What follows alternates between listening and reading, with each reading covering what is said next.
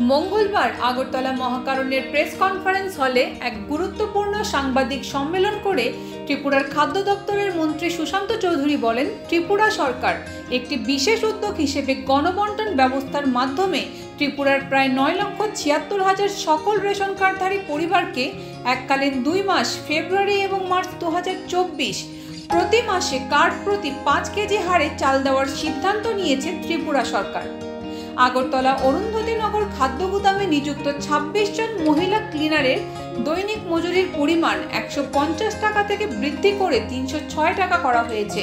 ত্রিপুরায় 51টি মোট আরও নতুন ন্যায্য মূল্যের দোকান খোলার সিদ্ধান্ত নিয়েছে ত্রিপুরা সরকার। পাশাপাশি সরকারি ন্যায্য মূল্যের দোকানের মাধ্যমে গোমতী ডেয়ারি ফার্ম উৎপাদিত দুগ্ধজাত সামগ্রী সরবরাহ করার সিদ্ধান্ত নিয়েছে ত্রিপুরা সরকার।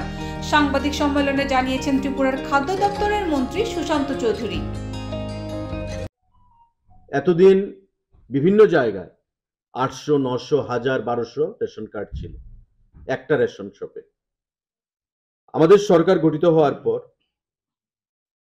গত 5 বছর সময়কালে 252টা আরো নতুন রেশন শপ সেখানে খোলা হয় এবং আমাদের প্রয়াস ছিল প্রতি ক্ষেত্রে যে মানুষের অসুবিধা যাতায়াত তার কথা মাথায় রেখে, ভৌগোলিক অর্থাৎ জিওগ্রাফিক্যাল লোকেশনের উপর মাথায় রেখে আমাদের রেশন শপের সংখ্যা বৃদ্ধি করা এবং এতে করে আমরা টোটাল যেটা আমরা সংখ্যাটা বলেছি 2060খানা রেশন শপ এখন পর্যন্ত আমাদের রয়েছে।